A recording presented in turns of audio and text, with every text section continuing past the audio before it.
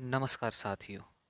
आए दिन हम लोग अलग अलग देशों के बीच सीमा विवाद से जुड़ी समस्याओं को देखते, सुनते एवं उनका सामना करते हैं।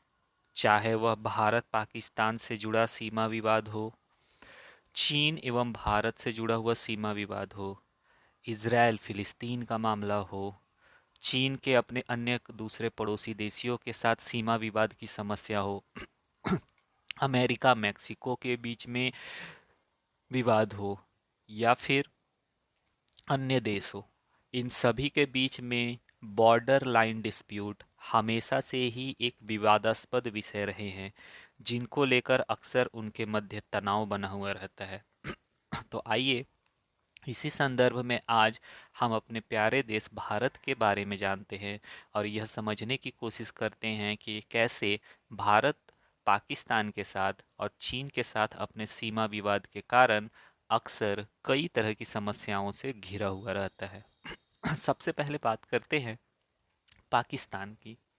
जैसा कि हम सभी जानते हैं, 15 अगस्त 1947 को विभाजन के पश्चात भारत और पाकिस्तान के मध्य सबसे बड़ा विवाद का जो मुद्दा बना, उसमें से एक था कश्मीर का विवाद।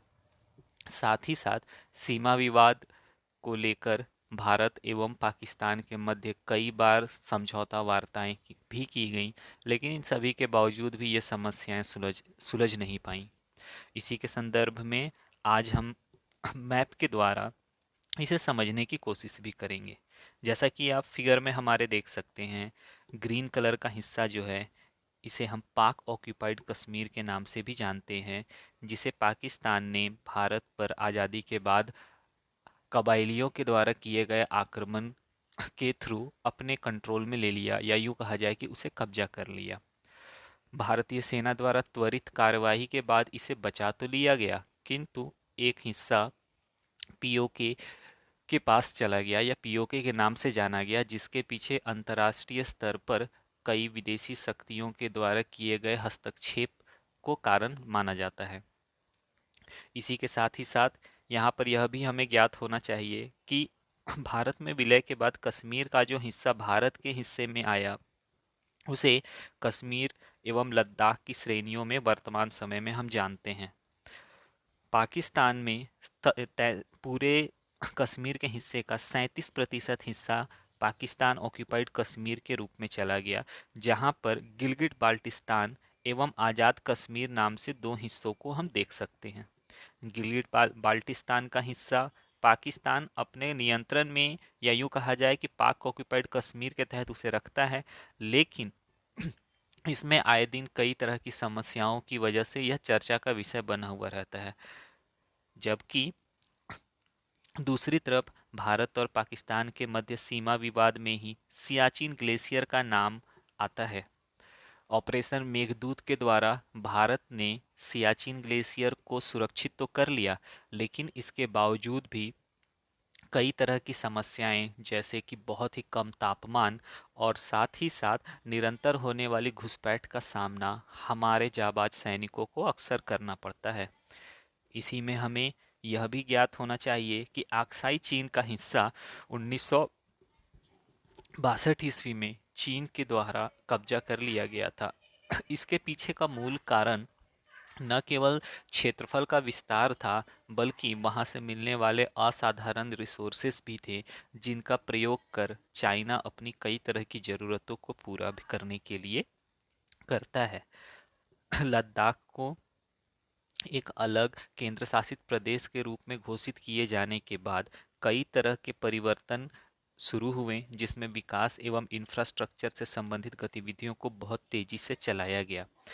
साथ ही साथ पाकिस्तान की दिन प्रतिदिन बढ़ती हुई बिगड़ती अर्थव्यवस्था तथा हमारी इकोनॉमिक ग्रोथ के कारण इस बात को लेकर निसंदेह हम कह सकते हैं कि आगे आने वाले समय में हम अब पीओके, जो कि भारत का एक अभिन्न हिस्सा है, उसे निश्चित रूप से पाकिस्तान से अपने नियंत्रण में लेने में हमें सफलता प्राप्त होगी। सीमा विवाद से संबंधित जो समस्याएं आती हैं, उसमें एक पॉइंट यह भी आता है कि जो पाकिस्तान में गिलगिट बाल्टिस्तान और आज़ाद कश्मीर, यानी कि इसे पीओके के हम नाम से जानते हैं, यह रेडक्लिफ लाइन के द्वारा विभाजित की गई थी, लेकिन आक्रमण के पश्चात होने वाले विवाद एवं समस्याओं के कारण इस रेखा को लागू कर पाना और इसे पूरी तरह से फॉलो कर पाने में समस्याएं अक्सर आती रही हैं।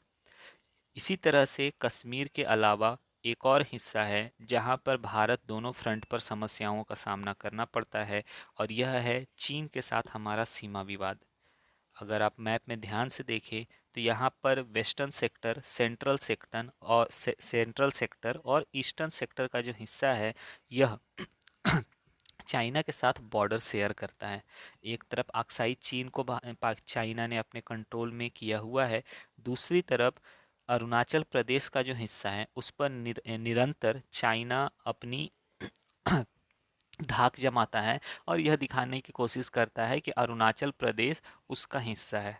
मुख्य रूप से इसके पीछे का जो मूल कारण है, यह क्षेत्रफल से संबंधित उसकी विस्तारवादी नीति का तो परिणाम है ही, साथ ही साथ एक अत्यधिक महत्वपूर्ण बिंदु भी आता है, और वह है जल से संबंधित प्रश्न।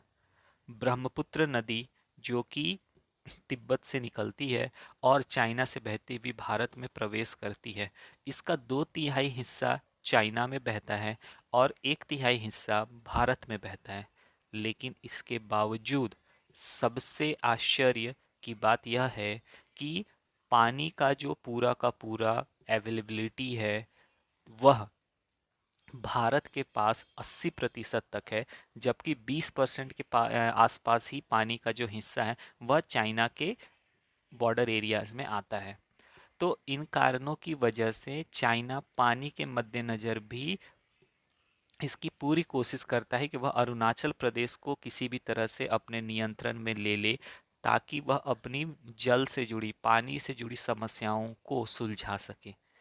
कई लोगों के मन में यह भी सवाल आता है कि पानी तो हर जगह अवेलेबल है, तो इससे क्या समस्या होगी। तो इसके संदर्भ में यहाँ यह बताना चाहूँगा कि एग्रीकल्चरल एक्टिविटीज़ के लिए, खास तौर पर धान जैसी फसल को उगाने के लिए पानी की अत्यधिक मात्रा की आवश्यकता पड़ती है, और इस रिक्वायरमेंट को सिर्फ और सिर्फ नदियों के द्वारा ही पूरा किया जा सकता है। और इन्हीं कारणों की वजह से चीन अपनी पानी की ज़रूरत को पूरा करने के लिए अरुणाचल प्रदेश के हिस्से को अपने अधीन करने के लिए अत्यधिक उग्र रूप में कई बार हमसे उलझता रहता है।